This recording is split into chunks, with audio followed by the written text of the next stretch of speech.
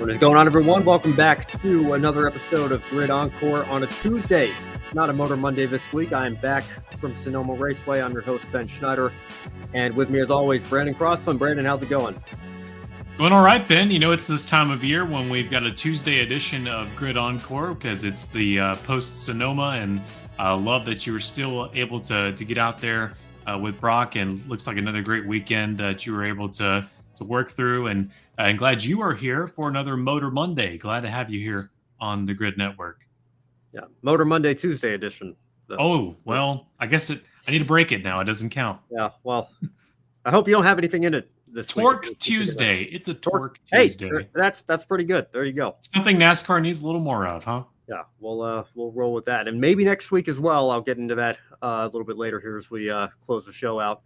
But first, as always, let's roll right into this one here. It's why you're all here tonight. And as always, like we always do, want to give a shout out to our Patreon investors before we get the show started tonight here. Colin, Deshelle, Mark, Robin, David, and Matthew, thank you so much for your continued support of what we do here at the Grid Network. And if you like what you see tonight, if you want to make trips like the one I just took, a little bit more common here at the Grid Network, even though that one was for Brock Beard and lastcar.info. If you want to see more on-site coverage from us here at Grid nonetheless, or you just want to help us continue to pay the bills and expand our coverage in other ways, you can consider joining them through the link in the description box below, or if you'd rather make a one-time tip to us instead, you can either hit us up on YouTube through Super Chat or visit the Buy Me a Coffee link in the description box below as well. Now, I've got some things to share from my trip, obviously. But before we get into that, we have to start with a recap of the NASCAR Xfinity Series race, and really probably the battle of the weekend here. I know we'll get into the ARCA West finish a little bit later here as well, but obviously SVG dominated on Sunday with the Cup Series race, but that wasn't the case on Saturday. It was a fantastic battle, really all race long, between himself and his Junior Motorsports teammate on the Xfinity Series side of things, of course, Connor Zilisch, who ended up getting the upper hand over his Supercars champion teammate there, the 18, soon-to-be 19-year-old, actually. I think his birthday's a week from today, if I recall correctly. The 18-year-old answering a fun question from Jordan Bianchi in the media center, asking how does an 18-year-old celebrate in wine country, and making the joke that he was sticky with apple juice. Apple juice. Lane. Connor Zilisch was there, but fantastic battle there nonetheless. So, Brandon, I'll just give the floor to you watching on television. What was your reaction to SVG and Zilisch going back and forth, trading paint, and swapping the lead back and forth several times on Saturday? Well, on Saturday and Sunday, Ben, as SVG was out there swapping paint back and forth, I was sort of swapping back and forth on channels, riding for IndyCar for their weekend in Iowa. So I did get a chance to look back and see a lot of the battle between SVG and Connor Zilisch for the Xfinity Series. And boy, that's what it's all about, isn't it? These big-bodied stock cars that aren't made to race on a high, low elevation, tricky corner sort of track like Sonoma Raceway, and just not only trading the lead on fuel strategy, but also just getting to see that sort of battle for the lead naturally play out. And they're just on a class of their own, aren't they? Between Trackhouse Racing and Junior Motorsports, really Trackhouse has some really good fuel coming into next year with the contract ending there for Daniel Suarez, and the writing kind of on the wall for the 99. At least it seems so right now of what that might be. It just needs an official release. But yeah, Shane Van Gisbergen and Connor Zilisch, two mighty foes going at it, and one taking the win on Saturday, one on Sunday. They just owned this place for the weekend, and it wasn't the kind of ownership where it makes it a stinker either. It was just really fun to watch too. They made it very entertaining. Yes, and congratulations as well to William Sawalich on his ARCA West victory, and I guess you could say his victory in class in the Xfinity Series race. I think everybody was expecting it would be a battle between those two drivers. They'd be very difficult to beat. But I want to share a moment from the Cup race post-race press conference on Sunday, actually. But before we do that, I want to flash back to last year at Portland. This was a question that I asked Shane Van Gisbergen. A lot of talk, obviously, about his now 4 Cup Series victories, what he's also done, in the Xfinity Series here, this brilliant battle that he's had with Connor Zilisch over the last 2 races, Sonoma and Chicago. when are you going to win on an oval? What oval tracks do you think might give you the best shot to do that? Here's how SVG responded at Portland after winning that Xfinity race in 2024. Are there any ovals in particular you're looking at coming up to the schedule that you think you might have a shot at taking a win? The left-handed ones. Fair enough. That's still golden. Yeah. Any of them will do. Well, and I'll tell you, my ears perked up because Noah Reed of West Coast Sports News was in the media center with us on Sunday and asked a very similar question to the one that I asked after Portland last year. And like I said, my ears perked up right away because I knew what Shane was going to say when Noah finished his question. Take a listen to this. You mentioned obviously the progression on the ovals. I'm curious if there's an oval that you either have visited or are going to visit with the Cup Series that you're kind of itching to get that first oval win at. All the left-handed ones. Great answer. He just had it ready to go. It's one of his loaded questions or loaded answers for that kind of question. He's just ready for it. Exact same. Yeah. That's good stuff. Basically verbatim. I think he said all the left-handed ones this time. So he added one word in there, but basically the exact same answer to, like I said, a very, very similar question there. But like I said last year, I think that it obviously gets a chuckle out of everybody in the media center and everybody watching at home, I guess. But I think it speaks very highly to his drive and his passion. And I don't know. I thought about in the moment, trying to still figure out how to do the whole media thing. Wasn't sure what the ethics of it would have looked like there. But I wish at least after the press conference I could have tracked him down and asked if he remembered me asking basically the same question last year. But maybe should have followed up by asking, as a follow up to that, what gives you that confidence that you can go out there and continue to adapt and learn these different track types and do what he did on Sunday at a super speedway or at a short track or at a mile and a half or whatever the case may be. I think the fact that he has continued to have that answer ready to go, like you mentioned, Brandon, I think shows just how seriously he's taking this, and that's been a big part of the conversation now. He has 3 wins, but he's still down in, I think, 26th in points, but he's third in the playoff grid because he's got all those playoff points now. So, again, we can get into the whole discussion about what that means about this format here. The reality of the situation is there are now, I think, 6 road courses on the Cup Series schedule. I think that's the number we've been at for the last several years. Don't hate the player, hate the game. He is working that schedule to his advantage and to Trackhouse's advantage as well. This is why they signed him. And as Matt White said on Grid Tonight on Wednesday, he was here to do a job, and he's doing that job incredibly well.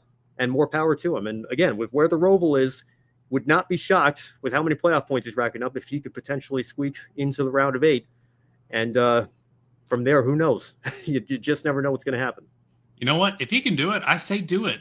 I would be happy if we got a Matt Kenseth sort of scenario where, you know what? I'm going to take your system and work it right to a T because this is what we hired him for. And I'm talking not as Shane Van Gisbergen, but as Justin Marks. He's okay. We'll do that. We see your 2025 schedule. We raise you an SVG in the 88, and he's going to win in the last 5 weeks. He's going to win these amount of races there at Mexico, Chicago, and here in Sonoma. You're going to time up the Charlotte Roval just right, and then when he says all the left-handed ones, I have a theory that may not mean he has the confidence that he can win at any given oval. I just think he's out there to win at every single one. He doesn't. I think it's more of the I don't care which one it is. I just want to win at the next one. Yeah, and to his credit, he also said during the press conference that he's not under the illusion, so to speak, that he's going to be able to go to Dover this week and lead 350 laps or whatever it is. And it's still going to be a challenge for him. He's still got a ways to go on these tracks. He's getting better at them as the year goes on. I think that much is undeniable as well. But again, I think when you look at these kinds of tracks, and this will lead into the next clip I want to share, had a chance to speak briefly with AJ Allmendinger in the media bullpen on Saturday. And, one of the things I brought up to AJ is he's been coming here since he was driving the Red Bull car in 2007, 2008, and has made plenty of starts here at this track at the Cup Series level. This was SVG's debut in a Cup Series race at Sonoma. Of course, he tested here, and it's not like he's never driven a Cup car on a road course before, obviously. But the question came up, to a lot of drivers, I think, this weekend. Is there any chance that the fact that this has been a mainstay on the Cup Series schedule, as opposed to a track like Chicago or Mexico City, or even COTA to an extent? We've only been going there for, I think, 5 years now, since 2021. Does that give the rest of the field an opportunity to close the gap to Shane Van Gisbergen? Here's what three-time road course Cup Series winner AJ Allmendinger had to say about that. Not one bit, to be honest. Not at all. That's it? Just still It's honest. He did test last year. That's true. Yeah. So no. There's the only thing that's gonna to shorten the gap is us getting better. Yeah. Well, you've got quite a road course resume yourself, though. So you think that's it's not showing right now. So we got to get better and for me especially, just focus on myself and trying to get better. But yeah, the fact that he hasn't been here in a Cup car on a race weekend is not going to change anything. Yeah, very short and simple answer there from AJ, and it showed on Sunday. To be fair, and again, I think that was the sentiment. I think Kyle Larson was brought in for media availability shortly before that. That question came up to him as well, and he basically said the same thing. We're not going to come in with any sort of added confidence here that we can take the fight to this guy, any better than we could at Chicago, because he is so great. And I think, there's that conversation coming up already with 4 wins now. Is he the best road course driver in NASCAR history? I don't know, Brandon, if you have any thoughts on that. Well, I mean, it was I said in a chat earlier this week, it was a record that was meant to be broken, right? I mean, the Jeff Gordon record all time, that's with the understanding that it was only Watkins Glen and Sonoma forever.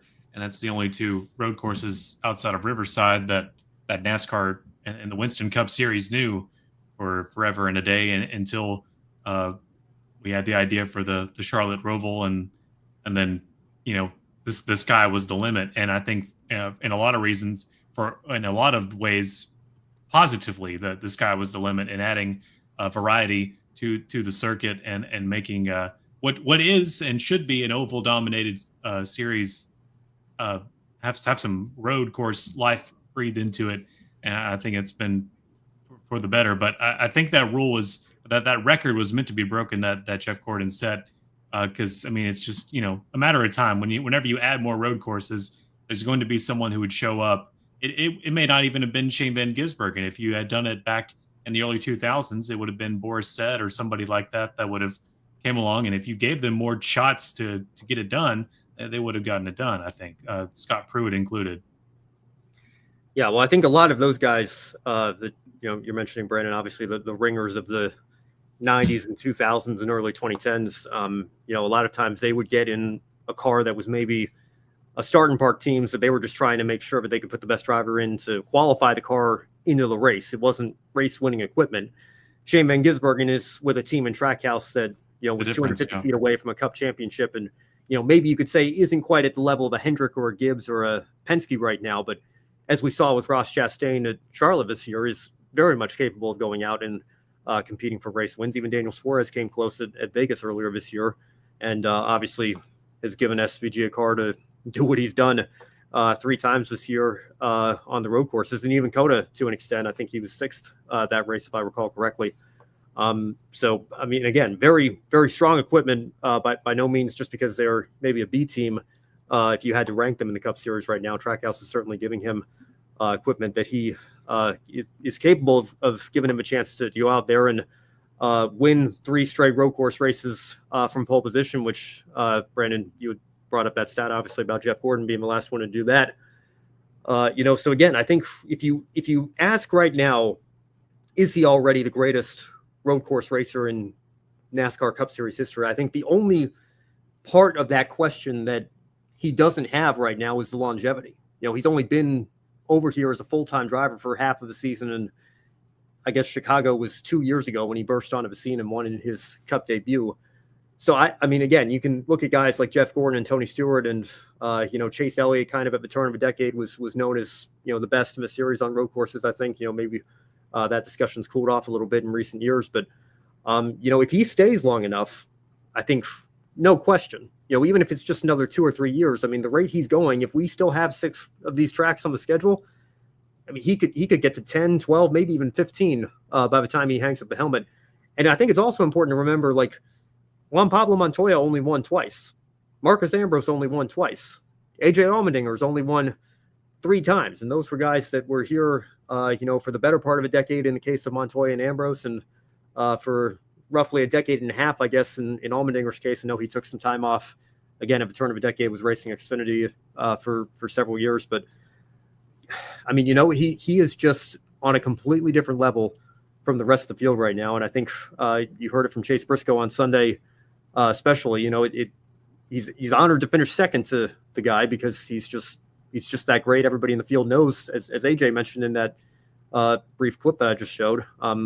Everyone knows how great he is, and I think Connor Zilisch as well knows how great he is, and what it means to him to be able to, at only just about to turn 19 years old, capable of taking the fight to him in the Xfinity Series. I think speaks very highly of the talent that he has, and what he's going to be able to showcase if he does get that Cup Series seat at Trackhouse in 2026 or beyond that. I imagine it's a matter of when, not if, at this point for Zilisch. Yeah, it's something that if we continue with the amount of road courses that we have, which I don't think there's any reason that we won't. I think just the names are going to change. We look at the possibility of San Diego street course being a thing, or wherever we want to go. But you got it right there. If Shane Van Gisbergen has the longevity to match these records, he certainly can beat them. All right. Because I mean, as of right now, it's like it's almost a guarantee. Like if we went to another road course next weekend, all your cards are on him. Yeah, exactly. I mean, I don't know what the betting odds were for this race here, but I imagine he's very heavy favorite and will be. Obviously but again, maybe the question that was being asked of Sonoma last year, I think you saw with Chris Buescher at Watkins Glen last year. I don't think he is unbeatable, but I think you have to be 100% perfect to get that job done. So we'll see if anybody can take the fight to him here at Watkins Glen or the Roval to finish out the road course portion of the schedule this year. In the meantime, we move on now to the ARCA Menard Series West and a thrilling one-lap shootout to decide the race. Kyle Keller's car, I believe, ran out of fuel. That was what the broadcast was indicating to us, and stalled on track heading up into turn 1, needed a push to get restarted. So unfortunately, that kind of shuffled him back a little bit. He had a top 5 day going there, didn't make it back up to 8th. So decent showing for him in spite of that. But what it did was it set up an opportunity for Alan Day and Christian Eckes to go beat William Sawalich, who, of course, was in the Joe Gibbs Racing 18 that has been so dominant in this series for the last several years. And Day put the bumper to Sawalich coming up the hill through turns 1 and 2. That opened the door for Christian Eckes to come in and lead most of the final lap before Sawalich got back to them. Made a little bit of contact with Jack Wood along the way. You see him down there in 13th, ended up getting spun out the last car in the lead lap there. But Sawalich came through turn 11 with the lead. There was contact coming out of the slight left-hander. I don't even know if you can, some people I think call that turn 12. You're basically taking that flat out, so you can consider that a corner if you want to or not. But coming to the start finish line, the 3 of them, 3 wide, I believe 66 thousandths of a second. Sawalich over Eckes, and then 156 thousandths back today. I would have to imagine that is the closest spread between the top 3 in the history of this racetrack, and one of the greatest finishes in the history of this track. Brandon, I don't know if you have any thoughts. If you got to see the finish on Friday, what was your reaction to Sawalich once again leading every lap of the race? But that certainly does not tell you the full story if you weren't there to watch that final lap. It's phenomenal, and there's a reason we keep going back to the ARCA Menard Series West and saying this is their Daytona 500 marquee event every year. If you want to know why, this is exactly why. This 3 wide for the win, unbelievable there, and William Sawalich getting the win, but all of these Craftsman Truck Series drivers also taking part of it and strengthening that field, it also lets you know how big of a deal it is for these drivers too. Yeah, certainly. I think, that's been one of the drawbacks, I guess, for people that like seeing, the Kevin Harvicks and Eric Almirolas and Alex Bowmans and Kyle Larsons of the world in this race, is that nowadays it's mostly those guys. They'll run the Xfinity race, and the Xfinity guys will come down and run this race. We did see Ryan Preece win the ARCA West race here a couple of years ago. But that's kind of been one of the implications of having that third series here these last 4 years. Obviously, with trucks in 22 and then Xfinity ever since. But some other names here we'll talk about in a moment. Got a couple of interviews to show you guys, but Nick Joannidis, your last place finisher, very interesting situation covering that for Brock. Obviously, all 26 cars took the green. But then Joannidis's number 77 came straight into the pits off the opening lap and was trying to fix some sort of drive shaft issue, mechanical problems with that car. They ended up getting him back out there, and then he came back into the pits again, got him back out there again. That cycle repeated a couple of times. But in the meantime, Will Rogers, who was running his first West Series race in, I think, 5 years, I think you have to go back to 2020, the last time he was in this series, seemed to be having a decent run, and then appeared to lose an engine or an oil line. That took him out of contention. So for a while, it looked like he might be the last place finisher if the 77 could finish enough laps. But Joannidis' team ended up parking their car at the halfway break. So he's your last place finisher. But unfortunate for Rogers, the only driver of the 88 that did not win this weekend, because you had Zilisch in Xfinity and SVG on the Cup Series side of things. So Rogers certainly had the talent to make it 3 for 3, I think, if he had the equipment to be able to hang with Sawalich in the top 3 there. But unfortunate deal for him, that the equipment let him down there. But, if you want to further update on that whole situation or more details there, you can go check out the piece I wrote for Brock Beard at lastcar.info. Unfortunate for Dale Quarterly as well, was up in the top 5, again, running very strong with that team. It only comes out a few times a year, but just lost it on his own between turns 4 and 7. To his credit, was able to get it refired and limp back to the pit lane, but there was enough damage to his suspension that was the end of his day. And then also want to say, very fortunate, very glad to see that Rod Nealand and Robbie Keneally were okay in their incident that brought out the red flag. Very hard hit for each of those drivers. Unfortunately, Nealand getting spun off the bumper of Eric Johnson Jr. If you're a regular viewer of the show, you might remember we interviewed him after Phoenix last year. I was able to track him down and catch up with him after the race to get his side of the story and also learn what happened at the start of his race. He also had some mechanical issues that set him kind of behind the 8 ball right from the start. So here's my conversation with Eric Johnson Jr. Friday afternoon after the ARCA West race. I gotta go work on my luck a little bit, but we swapped transmission, brand new one, but just struggled with it in practice. They decided to go to the back. That was all fixed for the rest of the race, which was great with the new one. But coming to the green, I've never had it happen, but we broke an axle before the green even dropped. So tried to survive the best we could. The guys did a great job fixing that as quick as they could, and I think we started the race like about 5 laps down really. So just in recovery mode, trying to make sure we get a good read. I'm really excited to go to Portland with this car, so I wanted to make sure we still felt everything out and picked our battles wisely out there. So we just wrapped up top of the 68. Hate to see what happened with them there, but overall, felt like we got all we could today. Yeah, well, that was what I was just going to follow up with. Obviously, there was the contact with the 68, very hard wreck out there. Yeah. Unfortunate deal, but looks like you were able to clear the air with those guys. And is everything set over there? Yeah, I mean, I don't put my cars together currently. Obviously, Jerry Pitts and their whole team does that, but I've been through the process enough before to know how much time and effort goes into it. And we caught him with a group of the lead pack cars. He let him go, and he went high on the front stretch. I was thinking, spotters telling me he'd let me by. I went to his inside and just kind of a misjudgment call. I've heard a lot of people say he came down. At the end of the day,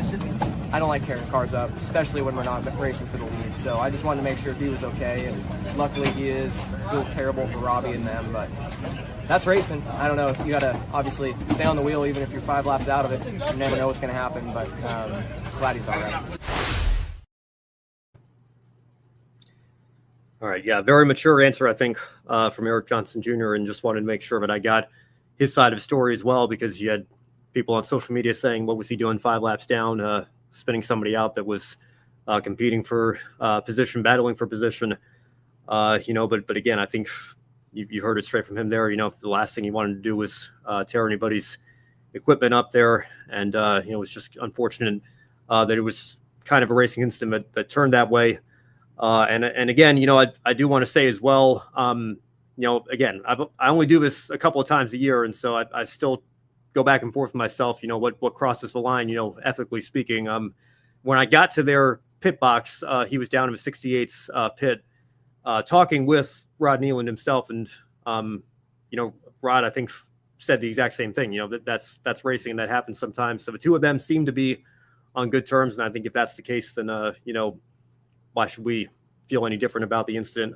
Sure. Again, I thought about getting my phone out to record the conversation, but at the same time, that's the journalist part of me. The human part of me is kind of like this seems like a one-on-one sort of deal between these two guys. I want to make sure they bury the hatchet, so to speak, and clear the air up, and then I can talk to Eric one-on-one myself about what happened. He can give his side of the story for everybody. So that's what we did. And again, unfortunate for him. I know he's really looking forward to coming out to Joe's home track in Portland, in about a month and a half here. So hopefully he can turn things around with him and his Jerry Pitts #5 team and get a better result when they come out there, when that race happens in several weeks' time. So again, unfortunate for him. Also unfortunate for Kaylee Bryson, who was making her debut. She ended up persevering to finish 14th, the first car off of the lead lap, but that's not indicative of the pace that she might have been able to show this weekend. She had some electrical gremlins come back to bite her from qualifying. I talked to her in the pre-race bullpen in the media center, and she had said that there was some sort of sensor or electrical issue that was causing her some trouble, prevented her from putting down a faster lap than she wanted to, and it came back to bite her a few times during the race. The Flow Racing broadcast showed, I think, at least 3 instances of her car shutting off and her having to pull off and refire. But as she said to me post-race, and we'll play the clip for you here right now, it seemed like it was an even more prevalent issue than the broadcast was able to catch. Take a listen to her recap of her ARCA Menard Series West debut. I know you were mentioning in the media center that you had a sensor issue of some sort during qualifying. Is that what came back to bite you during the race? Yeah, I think it shut off like 12 times during the race, so that definitely stung a little bit. But we also got to make a lot of solid laps at the same time. And one of our quickest laps was like lap 58, and we would have been in the top 6 in running order with our time there. So we feel good about it, but I think once we fix all the wiring issues, and that stuff's always fun, but once we get that in order, I think we'll be set. Well, there's definitely the silver lining, like you mentioned, of getting to run all those laps. So what was the biggest thing that you learned today here in your ARCA debut? Just driving the car hard. The better you drive these cars, the better they handle. So just getting used to that and used to all the traffic, and everybody drives pretty wild here, which is pretty fun at the same time. Just being aware of that's pretty big, and braking is huge. I realized that I could brake even later than I thought I could, and how much I could brake is pretty cool. I know you said earlier, but this is a one-off for now. If you do come back, would you want to try another road course, or do you want to give an oval shot? I'll probably do a little bit of both if I get the choice. Awesome. All right. Well, congratulations again, and best of luck the rest of the season. Thank you. Yeah, interesting note there. The harder you drive the car, the better it handles. That's always pushing for the extra tenth there. That's just that's the way it goes. But it's interesting to hear that from someone making their debut. That's kind of figuring that out on the fly there at a crazy place like Sonoma. She was talking about how wild everyone was driving too. Yeah, and of course, Kaylee, USAC Silver Crown race winner and Trans Am SGT class champion in 2024, competing in the XGT class this year. And I think she was talking on social media about how at Road America, comparing her lap times in the XGT car to Cup car and how fast her Trans Am car was. Certainly some similarities. You're in a full-bodied car, but a NASCAR or ARCA stock car still a bit of a learning curve there for her to adapt to. So again, we'll see if she comes back or not. Much more on that on the next episode of Women in Motorsports, whenever that will be. Somebody in the replies when I tweeted that video out suggested maybe she was hinting at the Roval, saying a little bit of both. I don't know if she was talking about the same race and dropping that as a hint there, or if she would want to come back and make multiple starts here. But great to have her on the ARCA Menard Series West this weekend. And again, hopefully if she does come back, they can get those wiring issues figured out and give her a more reliable entry she can actually compete with whenever her next start might be. All right, so that's it from Sonoma on my end. Brandon, I don't know if you have any final thoughts on the West Series or Xfinity Cup, but I think another great weekend at a great place, and good to have that in the books for 2025. Absolutely. It was great to have TNT Sports at Sonoma and the CW and seeing those new partners at a classic place, and really up there on weekends as far as Sonoma goes on the Cup side for sure, in my opinion. Yes, and I will say very quickly here, I don't have any insider information or anything. I know there was that image that was floating around Reddit about renewing your tickets for 2026, and they had all 3 series logos there and no ARCA Menard Series West logo. So some people were wondering, does that mean Trucks is going to come back and replace ARCA West? From what I understand, ARCA kind of does its own thing with its schedule releases and putting that together, even though they are under the NASCAR umbrella now. So I wouldn't be too worried about that date going away just yet. I mean, to the point you made, Brandon, as well, I think this is one of the biggest races of the year for that series. So I'd imagine that it's going to be back on the schedule as long as NASCAR continues to go there themselves. But if they do bring the trucks back, it's going to be quite a busy garage area. I think they might have to reopen Gilligan's Island to fit everybody in there. What they've done the last few years is really Pit Road serves as the ARCA Menard Series West garage, and then that's why that race is on Friday instead of Saturday now, because it lets them get out of there by Friday to open the space up for Xfinity Cup on Saturday and Sunday. So that would be logistically a little bit challenging, I think, to try to figure out. But I think Brock, I can speak for Brock as well when I say, if they want to bring all 4 series there, the more the merrier. Give us more to talk about and cover there in 2026. So California needs it. They need to see everybody. Yeah, for sure. So we know at least a couple will be back. I think that much is indisputable at this point. It's become a mainstay on the schedule, and for good reason. Obviously, Brock and I are going to be a little biased. I've been going out there the last 4 years, and him much longer than that. But if you ever get a chance to go out to Sears Point, as Brock continues to call it here in 2025, certainly make sure you get the chance to check that off your bucket list at least once, because it is a great facility. Silly Brock. Sears went out of business years ago. Not that Sears.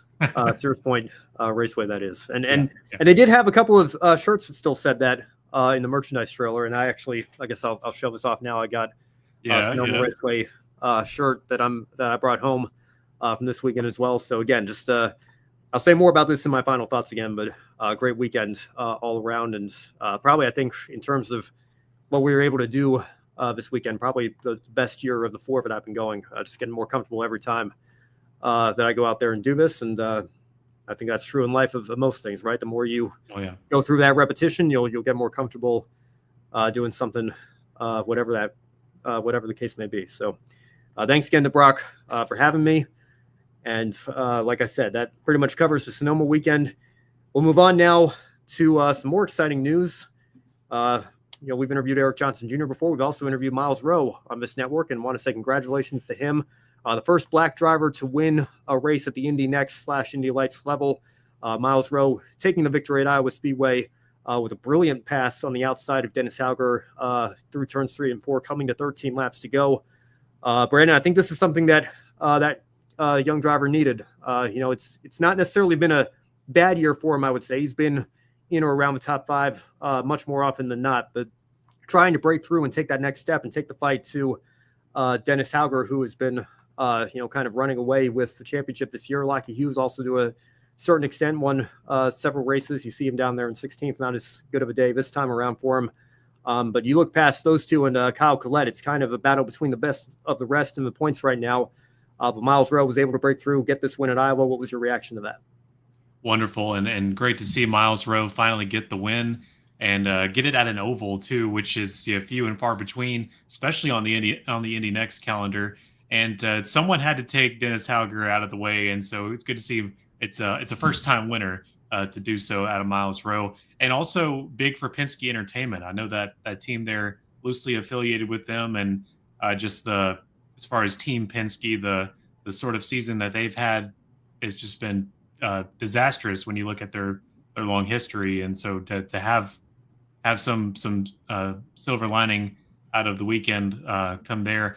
Team Penske with their DNFs in the two races with Iowa, they have tied their most DNFs since the year 2000. So that tells you just the start of the woes, that it doesn't even scratch the surface as we remember back to May. But to see Myles Rowe get his first win and to make that history as the first black driver, it's also just a great milestone for the sport, as well as I forget how to speak. Yeah, great for the series and great for IndyCar racing as a whole, I think. And again, I think a lot of people saying the first of many. This was, now that Myles has this one win, maybe it's going to lead to confidence boost and be a weight off his shoulders and lead to several more here. Again, Brandon, you bring up Penske. Obviously, there's a lot of talk about Will Power's contract situation. Will has worked very closely with Myles throughout the development stages of his career. I feel like it might be a little premature to suggest Myles Rowe could take the 12 car if Power doesn't end up. I think David Malukas contract, is there well before Myles would be. Think, but yeah, there are a couple people probably on that list, that short list before you get to Myles Rowe. But again, I think one more year in Indy NXT probably wouldn't hurt, and hopefully he can, like I said, make this the first of many, and then talk about an IndyCar Series ride in 27 or 28 or so. But this is that next step, and he's taking it one step at a time. And like we said, we talked to him here on this network before, and I think he's approaching his career with the right mentality and the right work ethic.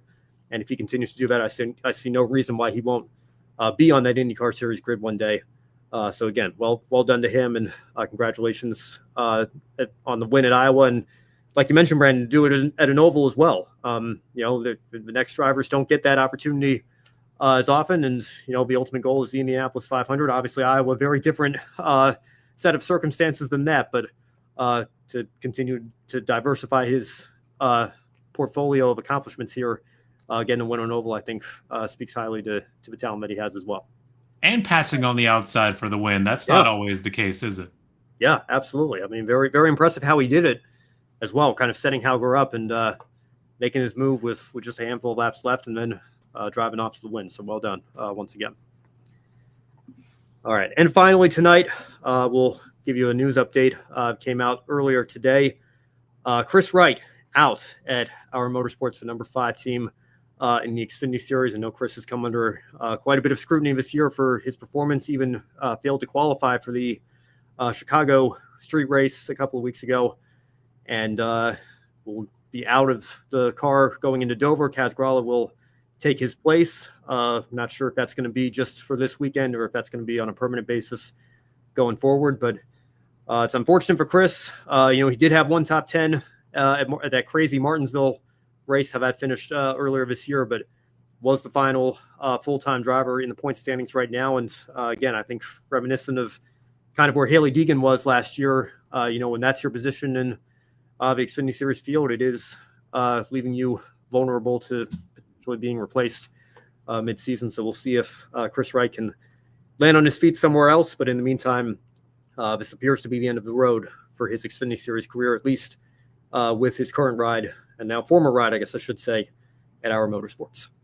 Just one too many sketchy scenarios, especially towards the beginning of the season. And also, I wanted to add to that, it's actually like a year ago or a week ago this past year, actually, when we got that news about Haley Deegan. It was, I think, the Chicago weekend that she was going to be departing AM Racing. Yeah. So, I mean, almost to the day, the same part of the season as last year, but this time with our Motorsports. So, yeah, you almost could see that sort of thing coming. But Kaz Grala getting another opportunity, and in the Xfinity Series coming up at Dover.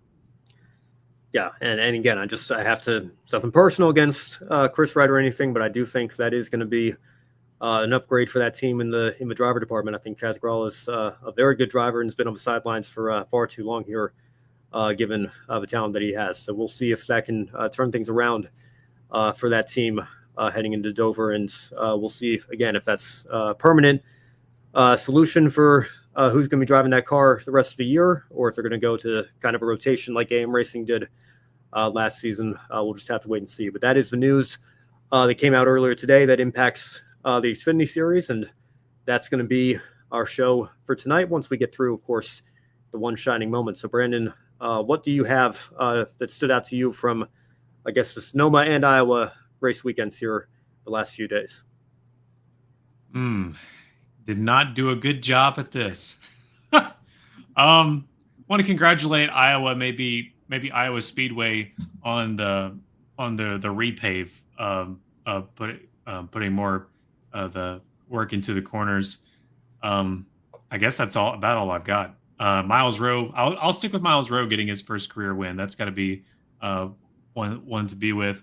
And I guess that's about it. Yeah, I have to say, just to bounce off of that real quick, I think unfortunate for Iowa what happened with not just the attendance, but the TV ratings that came in today, not great, to say the least. So we'll see what the future of that event holds. I think it would be a shame if that track falls off the IndyCar schedule, but I think it really goes to show the great job that Hy-Vee did promoting that race weekend. And when you don't have that, you're liable to the kinds of crowds that we saw this weekend, and unfortunately the TV viewership that we saw this weekend as well. Not great ratings in the Fox department on either Saturday or Sunday for that doubleheader. So I think at the very least, very unlikely it's going to be a doubleheader next year. And again, just the track social media account is all the indication you need.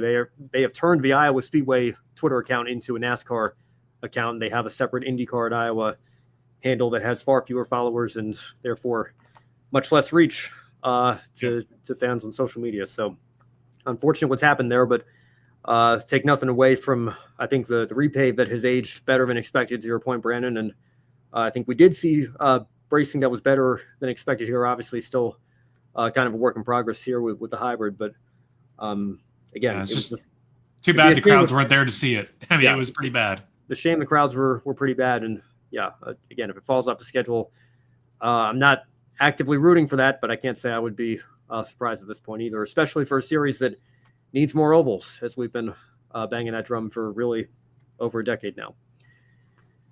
So this is a one shining moment segment here. What are we doing here? Let's give a shout out to somebody else here. I want to give a shout out to Brad Perez. Obviously 31st place, not what he was hoping for this weekend, but given the adversity that he had to deal with, I got the chance to catch up with him after the race as well.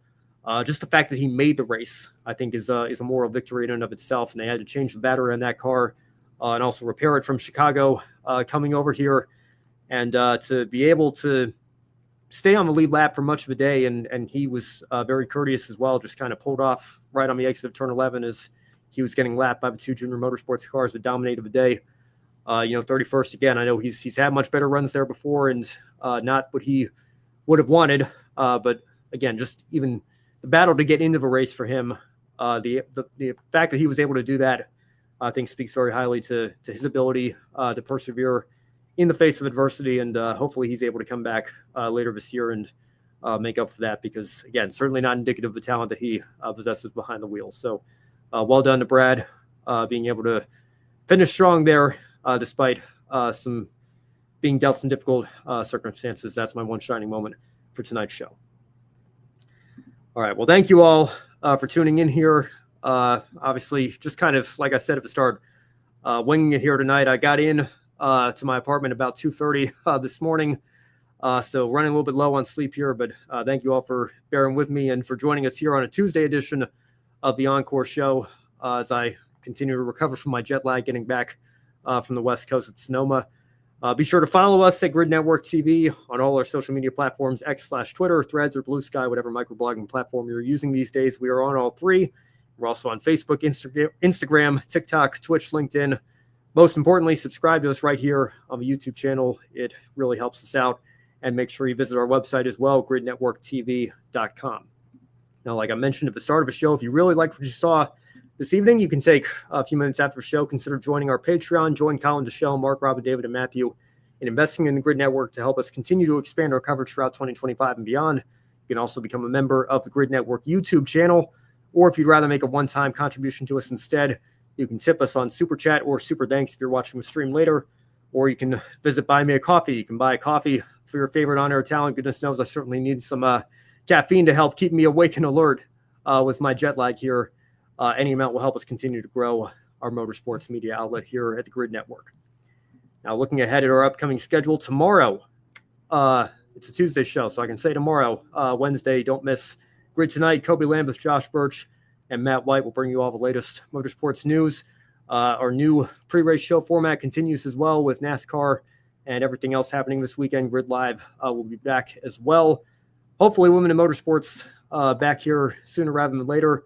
But on that programming note, if it happens this week, probably not going to be a part of it because I turn right back around. I can't believe I'm saying this. I'm going to be on the West Coast once again on Friday. My mom's side of the family is having a reunion in Oregon, and I will be out there from Friday to Monday. So if there is an Encore show on Monday next week, I will not be a part of it. We'll have a fill-in host. If I am a part of it, we'll shift it over to Tuesday again. Still to be determined on that, but we will have a show one way or another for you next week. So make sure you stay tuned for that. Brandon, any final thoughts before we sign off for the evening? Yeah, NASCAR headed to Dover in your neck of the woods over there. IndyCar going to Toronto, and then Formula One is off this weekend, but Belgian Grand Prix coming up at one of the greatest race courses in the world at Spa-Francorchamps in a few days' time.